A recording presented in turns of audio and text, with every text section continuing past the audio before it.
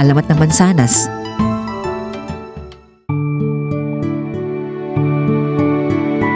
Sa isang bayan ng Antipolo, nakatira ang isang batang palaging nagagalit.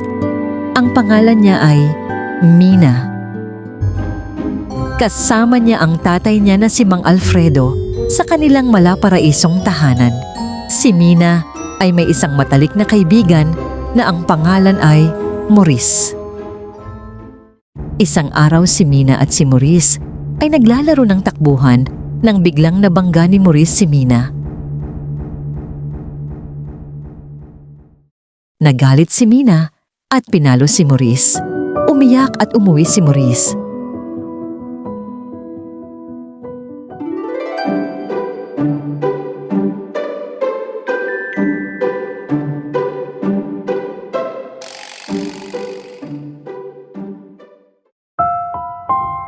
Nakita ni Mang Alfredo si Mina na pinalo niya si Maurice. Tinawag at pinagalitan siya. Sumigaw at nagalit si Mina sa kanyang tatay. Umakyat si Mina sa taas at natulog.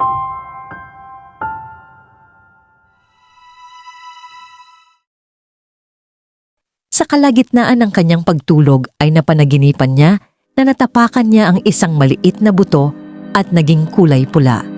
Bigla siyang tinawag ng kanyang ama upang kumain. Natulog na lang si Mina at binaliwala ang tatay niya. Gabi na at hindi pa kumakain si Mina. Sabi ng tatay, hayaan ko na lang siya magluto. At natulog na si Mang Alfredo. Makalipas ang ilang minuto, nagutom at lumabas si Mina at tinawag niya ang ama upang magluto.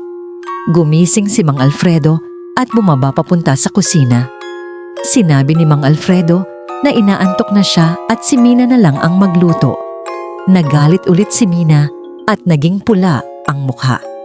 Mina, kapag ikaw ay palaging nagagalit ang iyong mukha, ay nagiging pula. Sa kalaunan, ang iyong buong katawan ay magiging pula na rin. Ang sabi ni Mang Alfredo. Lumabas si Mina at nagtampo dahil ayaw niya na pinagsasabihan siya. Hindi niya alam na habang tumatakbo siya ay nakatapak siya ng isang mahiwagang buto. Narinig ng buto ang sinabi ng tatay at naging isang matamis na prutas si Mina. Ang tawag sa prutas na ito ay mansanas. Galing sa buo niyang pangalang Mina sa Smundo.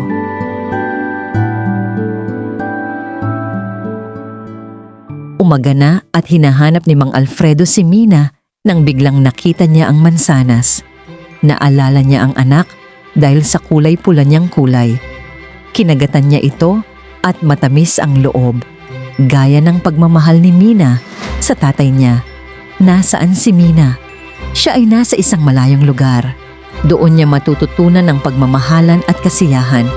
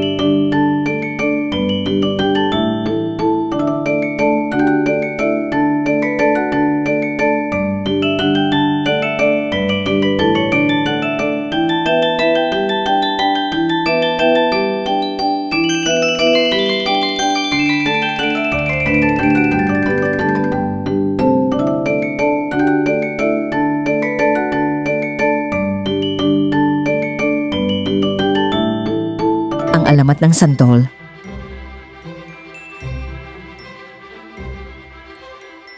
I-click ang nasa itaas para mapanood ang buong kwento ng alamat na ito. Maraming salamat! Hanggang sa muli!